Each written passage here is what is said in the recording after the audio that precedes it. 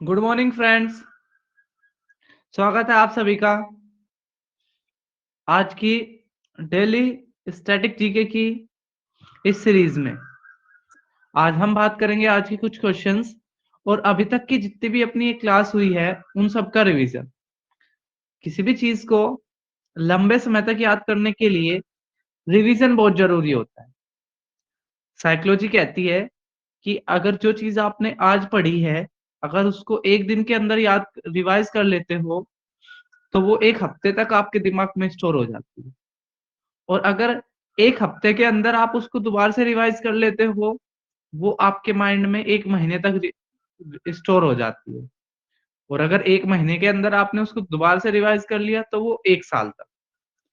तो revision must है। तो आज की वीडियो में हम आज के नए क्वेश्चंस के साथ साथ अभी तक के जो पहले हमने क्वेश्चंस किए हैं उनको रिवाइज करेंगे।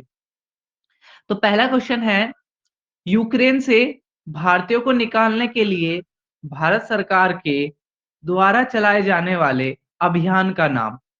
तो इस अभियान का नाम है ऑपरेशन गंगा। ऑपरेशन गंगा याद रखना है आपको। फिर इसके अलावा कोप 26 में, जो कोप 26 होती है, जो मीटिंग है ये आपकी क्लाइमेट से संबंधित, इसमें डिसीजन लिए जाते हैं। इसमें भारत ने नेट जीरो कार्बन इमिशन का टारगेट कब रखा था? 2030 तक। तो जो कार्बन एमिशन का मतलब है कि हम ना ग्रीन फ्यूल की तरफ चलेंगे और उनसे कार्बन नहीं निकलेगा। तो जीरो कार्बन का मतलब है जब हम ऐसी चीज यूज करेंगे जिनसे कार्बन नहीं निकलेगा। अब इसके अलावा एक जो क्वेश्चन है हिंदू एडिटोरियल में आया था सैखलिन आइलैंड के बारे में। तो ये जो रशिया है ना, रशिया का जो पूर्वी हिस्सा है वो इतना डेवलप नहीं है। और इस पूर्वी हिस्से में भारत ने भी बहुत सारा इन्वेस्टमेंट कर रखा है, बेसिकली गैस के क्षेत्र में। और भारत की ओएनजीसी का भी बहुत सारा इन्वेस्टमेंट है यहाँ पे।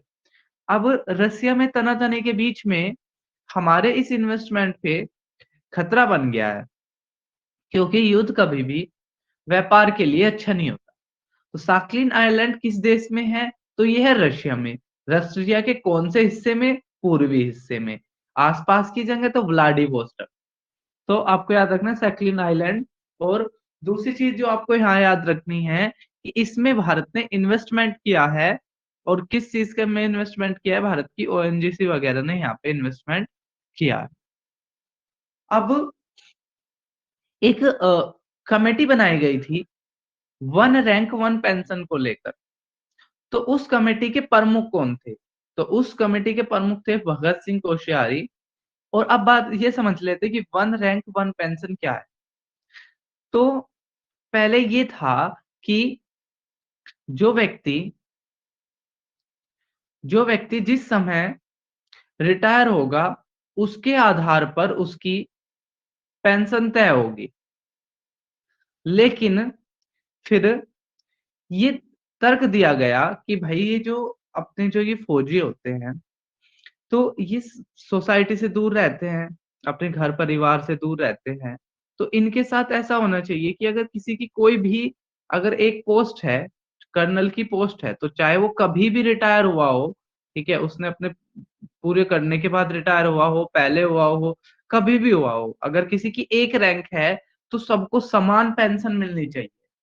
तो इससे संबंधित था। और ये किसने? भगत सिंह कोटियारी ने इस कमेटी के हेड थे। ये आपको याद रखना है।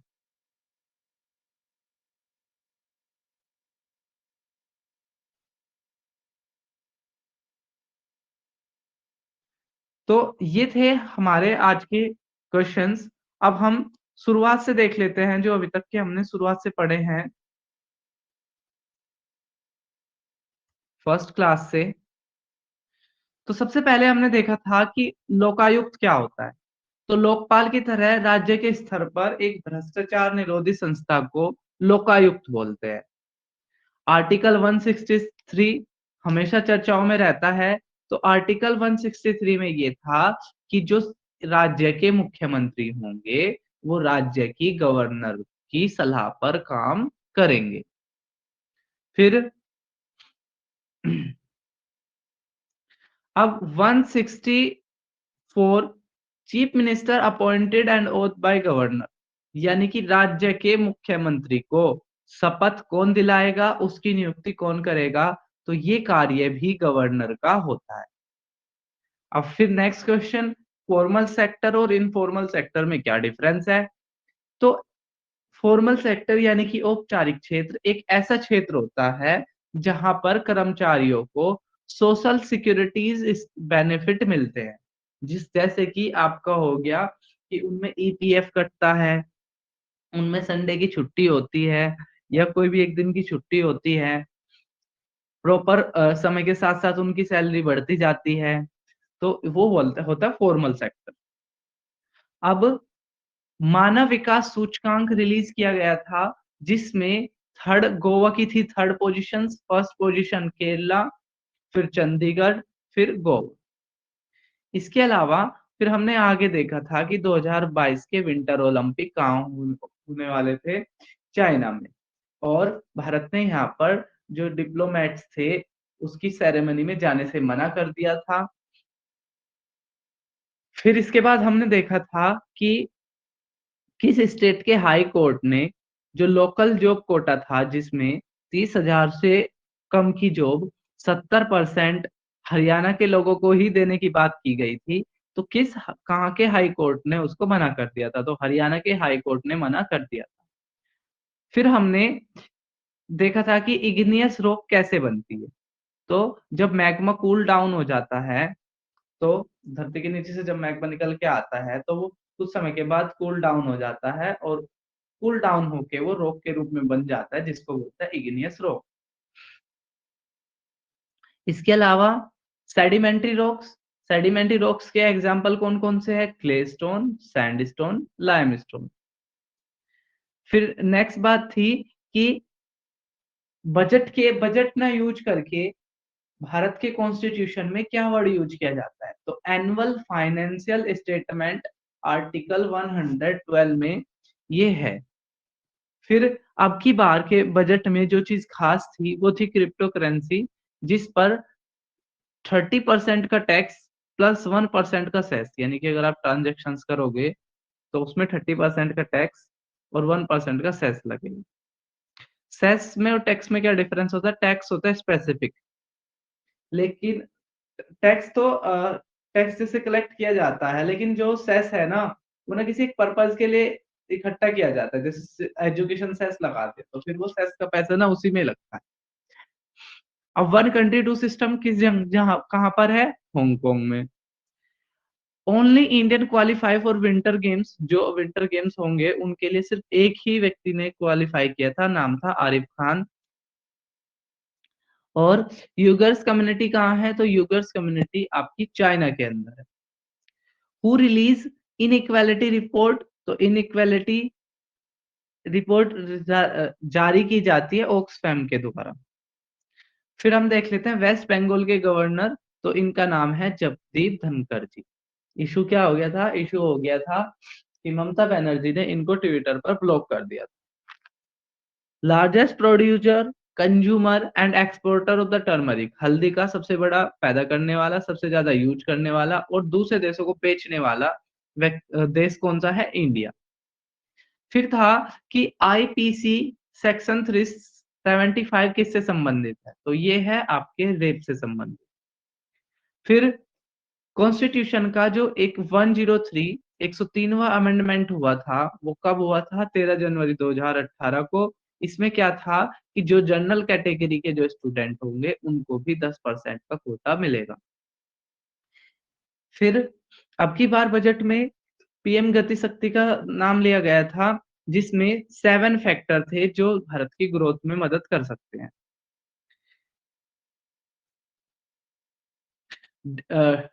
डिजिटल रुपए की भी बात की गई थी आपके बजट में, और जो फिस्कल डेफिसिट है वो 6.9 से 6.4 की बात की गई।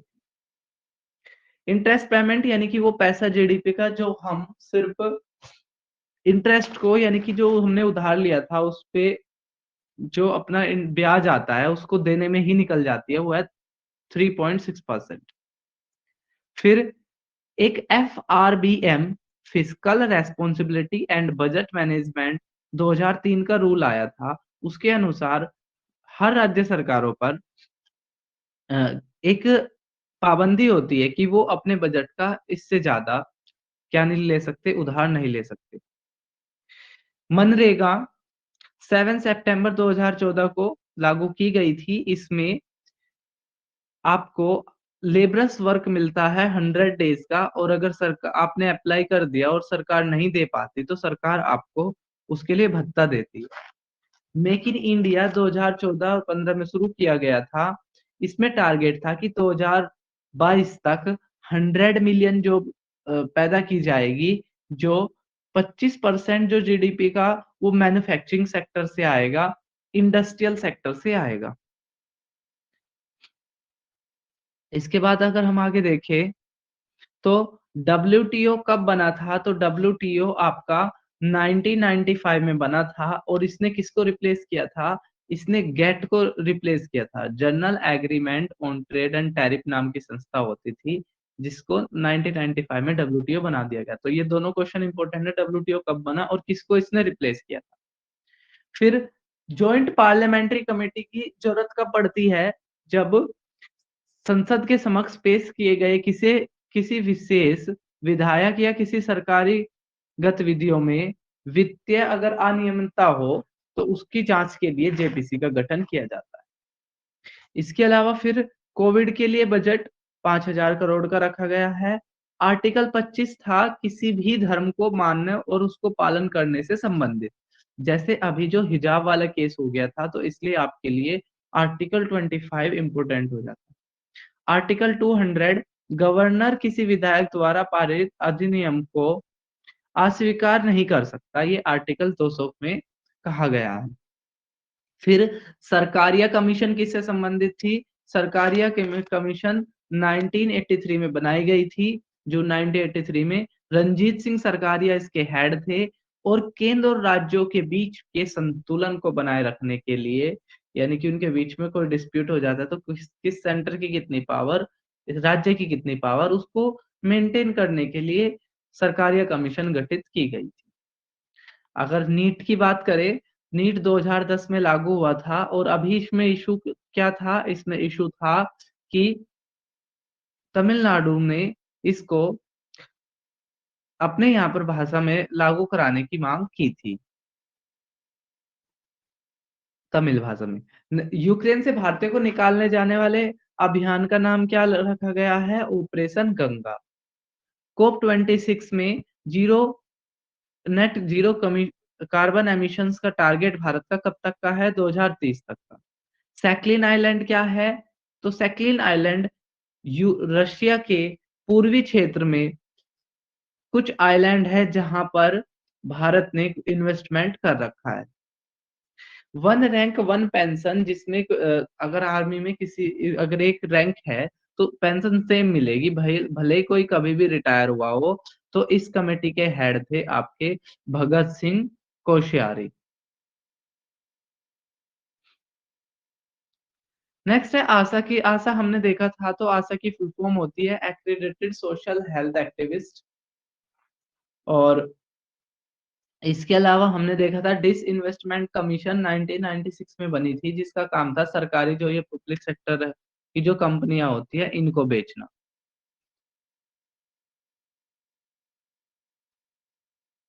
इसके बाद जो हमने देखा था कि फिर डिपार्टमेंट ही अलग से एक बना दिया था 2001 में। वर्ल्ड 19 वर्ल्ड कप अब की बार कौन जीता है? इंडिया विनर रहा है। किसको हराया है? इंग्लैंड को हराया है। इससे पहले कब कब जीता है भारत ने? 2000 में, 2008 में, 2012 में, 2018 में, 2022 में। अब की बार के कैप्टन कौन थे? वाई वी धुल अब की बार के कैप्टन थे। इसेंशियल कमोडिटीज एक्ट जो किसान आंदोलन में विरोध का एक बहुत बड़ा कारण था, वो कब पास हुआ था? तो 1955 में। इसके अंतर्गत क्या है कि कोई भी एक लिमिट से ज्यादा क्या नहीं कर सकता? स्टोर नहीं कर सकता चीजों को। तो जो किसान तीन कृषि कानून थे उनमें इसको हटा दिया गया था, जिसके कारण किसान बहुत नाराज थे। नेक्स्ट है आपका एमएसपी कितनी फसलों पे मिलता है, तो एमएसपी मिलता है आपका 23 क्रॉप्स पे। आर्टिकल 19(1) किस का जी पार्ट किससे संबंधित है, constitutional guarantee to carry out any business. आप भारत में किसी भी जगह पर कोई भी कार्य कर सकते हो, कोई भी प्रोफेशन अपना सकते हो। इंदिरा साहनी केस कब का है, 1992 का। इसमें क्या था कि जो रिजर्वेशन है उसमें उस 50% की कैप लगा दी गई थी, तो किसी भी क्षेत्र में 50% से ज्यादा आरक्षण नहीं मिल सकता। आर्टिकल 163 किससे संबंधित था, आर्टिकल 163 था कि जो गवर्नर होंगे वो काउंसिल ऑफ मिनिस्टर्स की सलाह पर काम करेंगे। भारत में टाइगर रिजर्व, तो टाइगर रिजर्व भारत में 53 हो गए हैं, ठीक है, यहाँ पे 52 है लेकिन अब 53 हो गए हैं। 1000 ओडीआई मैच खेलने वाली एकमात्र भारतीय टीम का एकमात्र टीम का नाम क्या है, इंडिया। इंडिया ने सबसे पहले 1000 ओडीआई मैच खेले। फर्स्ट विंटर ओलंपिक कहाँ आयोजित हुए थे, तो ये हुए थे आपके 1924 फ्रांस में। यूपीए तो अनलॉफुल एक्टिविटी के कारण ये लगता है, और ये कब पास हुआ था, 1967। क्वाड में 4 देश शामिल है और इनका मेन टारगेट चाइना को कंटेन करना है। और इसमें कौन कौन है, ऑस्ट्रेलिया, जापान, इंडिया और अमेरिका। आर्टिकल 356 किससे संबंधित है, आर्टिकल 356 है राष्ट्रपति शासन से संबंधित। जब राष्ट्रपति को लगता है कि किसी राज्य का शासन अच्छे से नहीं चल पा रहा है तो वहां पर राष्ट्रपति शासन लगा दिया जाता है। फिर हमने देखा था आर्टिकल 263 जो बात करता है दो राज्यों के बीच में एक काउंसिल बनाने को लेकर, जो जल या विद्युत इस तरह के जो मुद्दे हैं उनको सुलझाएगा। इंटरनेशनल मदर लैंग्वेज डे 21 फरवरी को मनाया जाता है। अब की बार की थीम थी using technology for multi language, यानी कि बहुभाषा से संबंधित, बहुभाषा को बढ़ाने के लिए तकनीकी कैसे मदद कर सकती है। और इसको मनाया क्यों जाता है, क्योंकि पाकिस्तान और बांग्लादेश, जब पाकिस्तान आजाद हुआ था, अलग हुआ था भारत से, तो दो हिस्से बन गए थे, पूर्वी पाकिस्तान, पश्चिमी पाकिस्तान। और पश्चिमी पाकिस्तान पूर्वी पाकिस्तान में भी उर्दू भाषा थोपना चाहता था, और इन्होंने पूर्वी पाकिस्तान वालों ने विरोध किया था। और इसी की याद में इंटरनेशनल मदर डे 21 फेब को मनाया जाता है। इसके अलावा सिंगापुर के प्राइम मिनिस्टर फिलहाल मिस्टर ली है। इन्होंने भारत की संसद में अपराधियों की संख्या बढ़ने को अपने संसद में कहा था। यूनाइटेड नेशन रिफ्यूजीज कन्वेंशन 1951, जिसका भारत सिग्नेटरी है या नहीं है, ये आपसे एग्जाम में क्वेश्चन आ सकता है, तो आपने लिखना है नहीं है। इस ये इशू इसलिए था, शशि थरूर ने एक लेटर, एक एडिटोरियल लिखा था जिसमें उन्होंने मांग की थी कि भारत को रिफ्यूजी से रिलेटेड कोई कानून बनाना चाहिए। फिर हम बात करते हैं UNCLOS, United Nation Convention on Law of Sea, समुद्र से रिलेटेड यूएन के नियमों को यूएनसीएलओएस कहते हैं। Chitra Ramakrishna MD and CEO है नेशनल स्टॉक एक्सचेंज की। मनरेगा में फिलहाल कितने पैसे मिलते हैं, तो 209 रुपए मिलते हैं। एएमआर एंटी माइक्रोबियल रेजिस्टेंस, यानी कि अगर कोई व्यक्ति जब ज्यादा दवाइयों का सेवन सेवन करता है तो उसकी बॉडी के अंदर रेजिस्टेंट पैदा हो जाता है और फिर ये दवाइयां काम नहीं करती है, उसको बोलते हैं एएमआर। मलावी, मलावी की कैपिटल है लिंगोवे।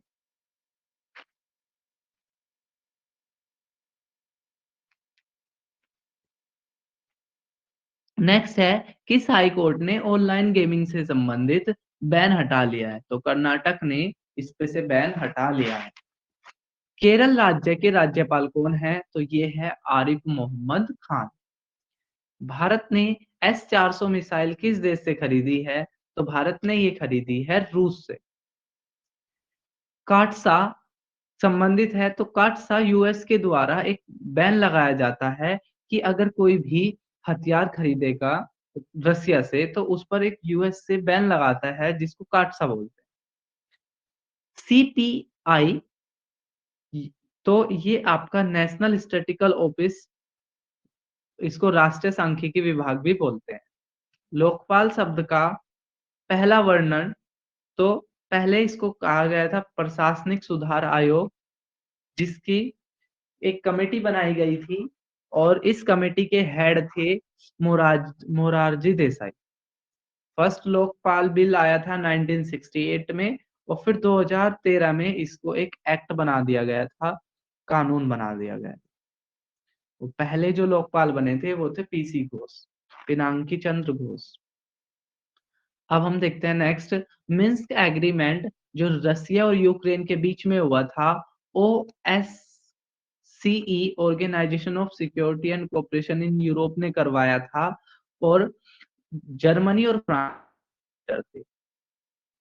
यूक्रेन के किन दो देशों ने स्वतंत्र देश घोषित कर दिया, तो दो हिस्से हैं जो यूक्रेन के, डोनास्क और लुहांस्क, उन्होंने इनको स्वतंत्र देश घोषित कर दिया। और ये भी याद रखना कि ये यूक्रेन के किस तरफ है, तो ये यूक्रेन के आपके पूर्वी तरफ है।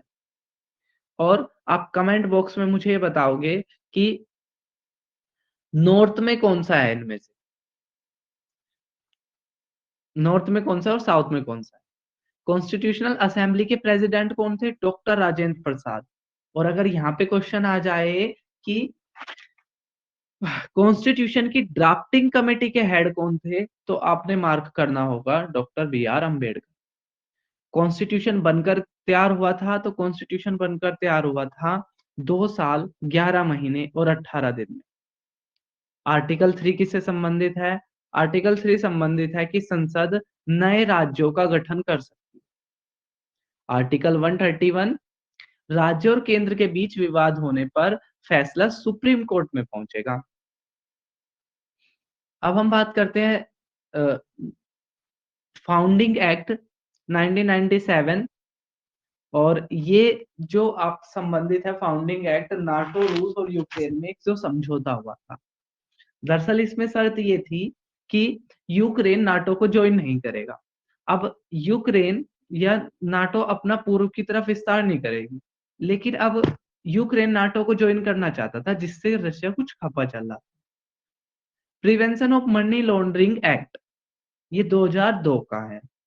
SDG यानी कि सस्टेनेबल डेवलपमेंट गोल, विकास के कुछ हमने सतत लक्ष्य बना रखे हैं, ये 17 गोल है। और ग्लोबल हंगर इंडेक्स जो 2021 का आया है, इसमें भारत की 101 रैंक। निकालता कौन है, यूरोप की 2 NGO है, concern world wide and wealth hunger life. इसके अलावा हम देख लेते हैं नेशनल स्टार्टअप डे 16 जनवरी को मनाया जाता है। ह्यूरेन ग्लोबल यूनिकॉर्न इंडेक्स, अब की बार इसमें 44 नई यूनिकॉर्न जोड़ दी गई है भारत की तरफ से। और भारत की पहली यूनिकॉर्न कौन सी थी, तो इन मोबी भारत की पहली यूनिकॉर्न थी। अगर हम बात करें रशियन इंपोर्ट, रशिया से हम क्या क्या इंपोर्ट करते हैं, तो सनफ्लावर और फर्टिलाइजर इंपोर्ट करते हैं। तो आने वाले समय में इन दोनों चीजों की कीमतें महंगी हो सकती है। OSC क्या है, organisation for security and cooperation in Europe. फिर हम बात करते हैं केरल के अंदर एक रेलवे का, सुपरफास्ट रेलवे का project, silver line project, Kerala में 529.45 किलोमीटर का है ये, और कोझिकोड से एर्नाकुलम तक ये है। फिर से आर्टिकल 263 रिपीट हो रहा है, इंटर स्टेट काउंसिल, यानी कि दो राज्यों के बीच में कोई विवाद हो जाता है तो उसको ये काउंसिल सुलझाती है। सिनानकेशन रेलवे लाइन, ये जापान की रेल सुपर ट्रैक था, 1952 में बनकर तैयार हुआ था, जिसके कारण जापान ने बहुत तरक्की की। Swift, society for world wide interbank telecommunication, जिसने क्या किया था, रसिया के ऊपर इंटरनेशनल ट्रांजैक्शंस को लेकर बैन लगा दिया। तो ये था अपना रिवीजन। ये आपको वीडियो कैसी लगी कमेंट बॉक्स में जरूर बताना। और आज का आपका क्वेश्चन है, आपने कमेंट बॉक्स में बताना है कि बांग्लादेश या आपको बताना है कि नेशनल साइंस डे कब मनाया जाता है। नेशनल साइंस डे कब मनाया जाता है। चलिए फिर मिलेंगे नई वीडियो में, तब तक के लिए जय हिंद जय भारत।